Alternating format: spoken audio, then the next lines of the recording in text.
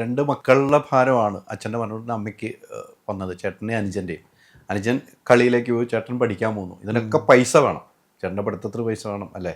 ഭക്ഷണം കഴിക്കണം, പട്ടിണി കിടന്നിട്ടുണ്ട്, വിശന്ന് കിടക്കുന്ന സമയത്ത് അമ്മയുടെ ഒരു മുഖഭാഗം ഉണ്ടാവുമല്ലോ. മക്കൾ വിശന്ന് എല്ലാ വീട്ടിലും ഉണ്ടാവുന്നു. എല്ലാവരും ഒത്തിരി അനുഭവിച്ചുള്ള ഒത്തിരി പേരുണ്ട്. ആ കഥകൾ ഒത്തിരി പേർ. ആ ഒരു അമ്മയുടെ മുഖം ഓർക്കുന്നുണ്ട്. മക്കൾ വിശന്ന് രാത്രി കിടക്കുമ്പോൾ അമ്മയുടെ ഒരു മുഖമുണ്ടല്ലോ.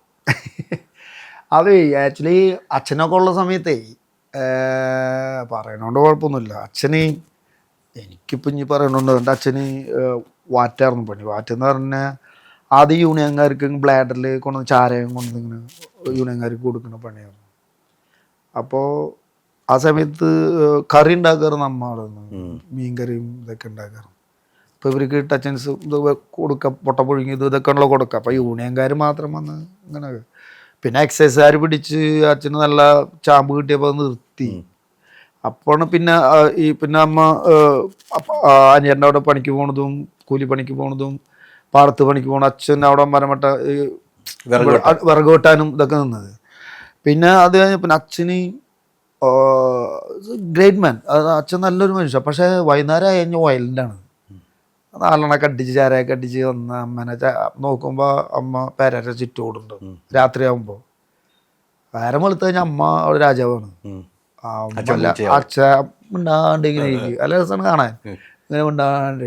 രാത്രി ആകുമ്പോൾ അച്ഛൻ ഹീറോ, അമ്മ പേരര ചുറ്റും അവിടെ. അപ്പം അങ്ങനെ കുറേ കണ്ടിട്ടുള്ളതാണ്. അപ്പം അവര് അച്ഛൻ പോയി കഴിഞ്ഞ പിന്നെ അച്ഛനുള്ളൊരു ബലമാണല്ലോ. എപ്പോഴും ആണുള്ള അമ്മയ്ക്കായാലും നമ്മക്കായാലും അച്ഛനുള്ള ഒരു ബലമായിരുന്നു. പെട്ടെന്ന് ആക്സിഡൻറ്റിലാണ് മരിക്കുന്നത്. അപ്പോൾ അത് വലിയൊരു ഫീലായി. അപ്പം എന്ന് പറഞ്ഞാൽ നമ്മളെങ്ങനെ കഴിഞ്ഞപ്പോൾ നമ്മളെന്ത് കിട്ടിയാലും തിന്നു, അത് വേറെ കാര്യം. അപ്പം ഒക്കെ ഇല്ലാണ്ടിരിക്കുമ്പോഴൊരു പക്ഷെ അങ്ങനെ ഇല്ലാണ്ടിരുന്നിട്ടൊരു ഫേസ് കണ്ടിട്ടില്ല. കാരണം ഇത് കഴിഞ്ഞ നോക്കി അമ്മ ഇതിന് നടന്നു പണിക്ക് പോകാൻ തുടങ്ങി.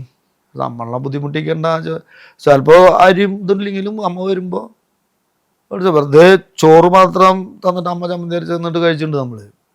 മനസ്സിലായില്ലേ? അപ്പം അമ്മ അങ്ങനെ ജോലിക്ക് പോയിട്ട് കൊണ്ടുവന്ന് വരുമ്പോൾ അവർ നമ്മളെ കഷ്ടപ്പെടുത്തണ്ടെന്ന് പറഞ്ഞിട്ട്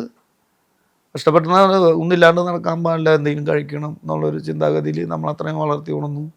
അത് വലിയൊരു ഭാഗ്യം തന്നെ. IM വിജയൻ എന്ന് പറഞ്ഞൊരു വ്യക്തി പൊട്ടിക്കറിഞ്ഞ ഒരു മുഹൂർത്തം ഏതായിരിക്കും ഓർമ്മ വരുന്നത്? പൊട്ടിക്കറിഞ്ഞെന്ന് പറഞ്ഞു കഴിഞ്ഞാൽ അച്ഛൻ മരിച്ചിട്ട് തന്നെ ഒരിക്കലും പ്രതീക്ഷിക്കാണ്ടാണ്. കാരണം ഇൻസിഡൻ്റ് എന്ന് പറഞ്ഞാൽ എങ്ങനെയാണെന്ന് വെച്ചാൽ ഞാൻ പറഞ്ഞിട്ടുണ്ട്, അച്ഛനും വലിയ പഠിപ്പൊന്നുമില്ല, എന്നെ പോലെ തന്നെയാണ്. മലയാളം എഴുതാനും വായിക്കാനും ഒന്നും അറിയില്ല. അപ്പോൾ 2 റേഷൻ, അന്ന് അമ്മയുടെ റേഷൻ കാർഡും ഒന്ന് ഞങ്ങളുടെ റേഷൻ കാർഡ് ഇരിക്കുന്നുണ്ടായിരുന്നു. അപ്പം അച്ഛൻ വന്ന് ഒരു റേഷൻ കാർഡ് എടുത്തിട്ട് അരി മേടിക്കാൻ പോയി, സൈക്കിളും അരി മേടിക്കാൻ പോയി. അവിടെ ചെന്നപ്പോൾ പറഞ്ഞു, ഇത് മണി അല്ലല്ലോ, അച്ഛൻ്റെ പേര് മണിയുടെ ഇതല്ല, അത് റേഷൻ കാർഡല്ല, വേറെയോ. അപ്പോൾ വീണ്ടും തിരിച്ചു വന്നിട്ട് റേഷൻ കാർഡ്, മറ്റേ റേഷൻ കാർഡാണ് ഉള്ളത്, അതെടുത്ത് പോയിട്ട് അരി മേടിച്ച് മടങ്ങി വരണമെങ്കിൽ നമ്മുടെ തൊട്ടിപ്പുറത്ത് ഒരു വളവുണ്ട്. അച്ഛൻ സൈക്കിളിലായിരുന്നു. അപ്പോൾ അവിടുന്ന് ബസ് ക്ലീനർ വണ്ടി ഓടിക്കുക പഠിക്കുകയായിരുന്നു. രാത്രിയല്ല, ഒരു 8-9 മണി കഴിഞ്ഞു ഇടിച്ചു. അച്ഛന് ഞാൻ നോക്കിയിട്ട് ഹോസ്പിറ്റലിൽ പോയപ്പോൾ വലിയ പറയാം. അപ്പോൾ ഞാനിങ്ങനെ തിണ്ണാകുമ്പോൾ അങ്ങനെ കിടക്കണം വീട്ടിൽ. എത്ര വയസ്സ്? ഞാനന്ന് അന്ന് ഇത്ര ഞാൻ ആ ക്യാമ്പിലൊക്കെ ഉള്ള സമയമാണ്. 81-ലൊക്കെയാണ്. 81-ലാണ് അച്ഛൻ മരിക്കുക.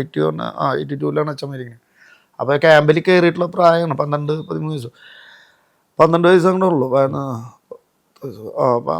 ആ പ്രായമുള്ളൂ. അപ്പോൾ അവിടെ കിടന്നിട്ട് എനിക്കൊരു സമാധാനം കിട്ടില്ല. അച്ഛൻ വന്നില്ലല്ലോ. Ultra modern kitchen devices. ഒരു കിച്ചണിൽ വേണ്ട എല്ലാ ലേറ്റസ്റ്റ് ബ്രാൻഡുകളും ഇവിടെയുണ്ട്. ലോകോത്തര ബ്രാൻഡുകൾ, original products, wide range. MyG future.